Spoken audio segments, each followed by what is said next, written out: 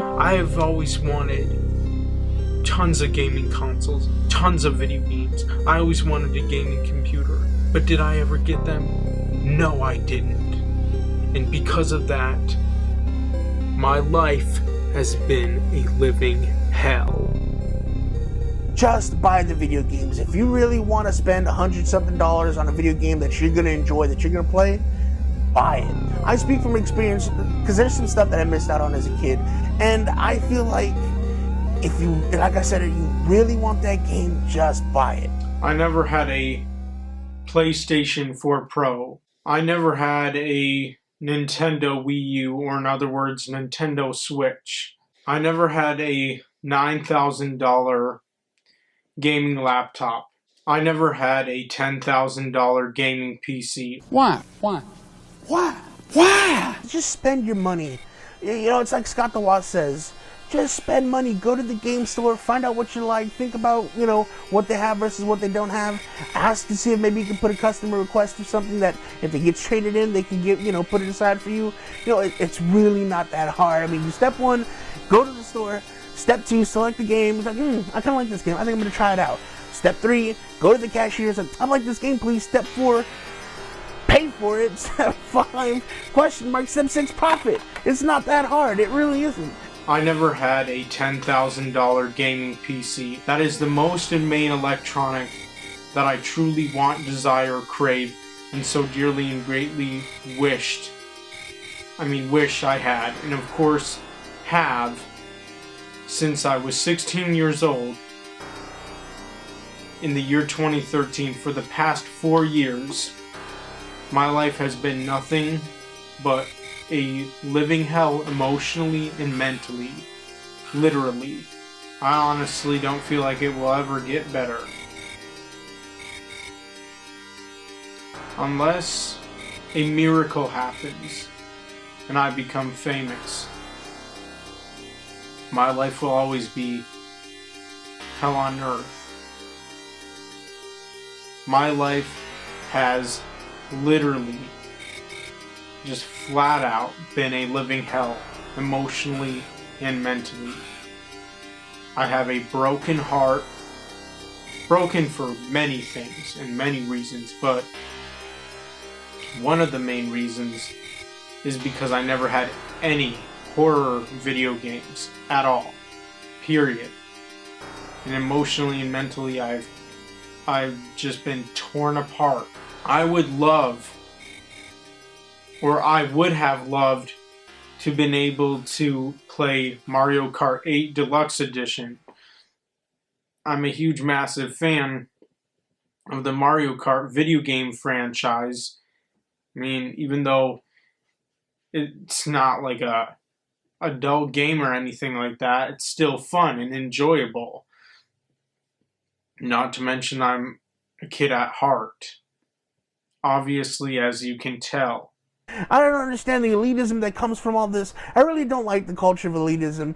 Like, I understand people want to show off their game collections, and some people have some cooler spots than others, and some people work hard at making a really cool space for their video games, and that's awesome. But there's nothing, you know, the sense of elitism that people get from this is like, I just don't understand it. You know, you're like in a contest, you know, in an ego contest of like, oh yeah, I've got this super obscure game from 1987, and there's only like 3 copies of it, and blah blah blah. Like, enjoy your video games. They're here. They're not here for a long time. We're here for a good time, because eventually the discs will rot, the cartridges will corrode, and we die.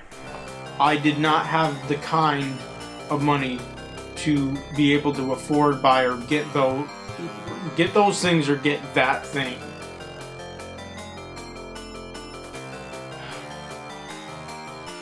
And the thing is, I may never. And for someone who has never even had one goddamn motherfucking video game, my life has been in just living hell. And I'm so fucking pissed and jealous of every kid and teenager in this wretched, cursed country called America. My life has been hell on earth, you motherfuckers, most of you motherfuckers in America don't even know how lucky you are that you have just such wonderful things like that. You don't even realize how lucky you are. I would have loved to have that video game, even if it had been on the Xbox 360. But I never even fucking had that. I never even fucking had that. But because I never had that stuff, that's why I want to become famous. That's why I wish I was a famous rapper and a famous actor, because as much hell that I have been through, I really believe that I deserve to become famous, since that's really the only way I would truly get those things. And you know what? I deserve to become famous more than most of you goddamn punks out there.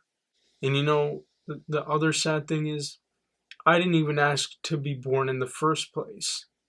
I didn't even know I was gonna be born.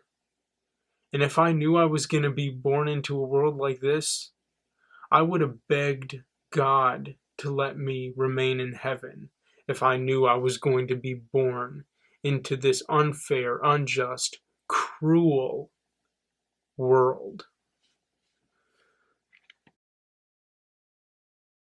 A lot of you guys write into me saying, Abbas Lasil, why don't you show off this amazing collection of video games you say you have? Why don't you do a game room tour? And then a tiny number of you, by comparison, are asking about this shit. You're saying, hey, can I get some kind of bookshelf tour? Can you talk me through the books on your shelf? Now I'm going to put you on game here. What you don't realize is that this is my game room tour. All of these books, they're not fake. No. It's not fake. It's staged. See this shit? See this shit right here? Oh, look at that. Pac-Man for the 3DS. Feeling a little bit wacky?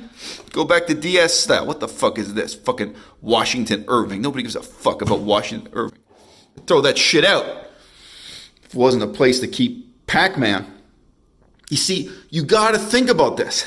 When girls come over to your apartment, they do not want to see video games.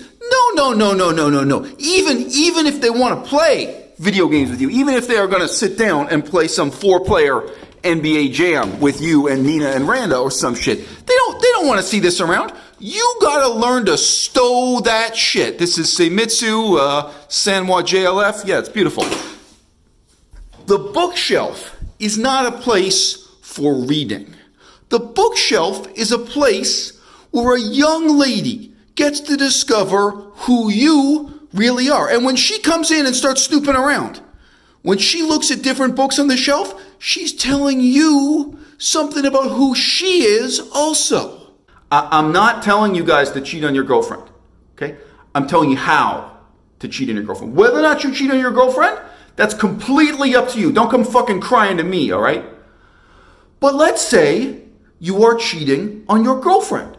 And while one girl is in here in your apartment, there is another girl having sex with you in the bathroom. Because you got to think this through in multiple stages, fellows. It's like the rain cycle, which is to say, what goes up must come down or some shit. I don't fucking know. Okay, so there's one girl in here stuck in your apartment wandering the fuck around. What is she going to do? Play with the settings on your pressure cooker? No, she is going to come over and look at this bookshelf and try to figure out what kind of dude you really are. And you are going to figure out what kind of girl she is based on which books she takes an interest in. So like some chick might come and be interested in the assassination of Martin Luther King. Okay, so this one's a bad example. I'm going to come back later and fix that. You see, that's the kind of book it might give a girl the wrong impression of you. But whatever the fuck, she's interested in China, she's interested in American politics, whatever. When you come back from having sex with the other girl in the bathroom, you got a whole fucking bunch of conversation starters here. But let's be real. Some things no woman is ever going to take an interest in. So that's where you hide your video game collection, right? What do we got here? We got Plutarch, we got whatever this shit is. Polybius, Cicero, blah, blah, blah, blah, blah. Oh, okay. Huge stack of language textbooks. No way. No way. Girl who comes over on a date or whatever the fuck you want to call it. No way she's going to dig into that. Aha! Look at that. I'm hiding the fucking secret pirate's gold here. There's the fucking treasure, baby. Yeah, that's what I'm about. So what the fuck? We got 188 video games right here. If I'm going to play this collection back to front, think about how many hours that is before I got time to read whatever the fuck. Surviving Genocide? Whatever that shit is.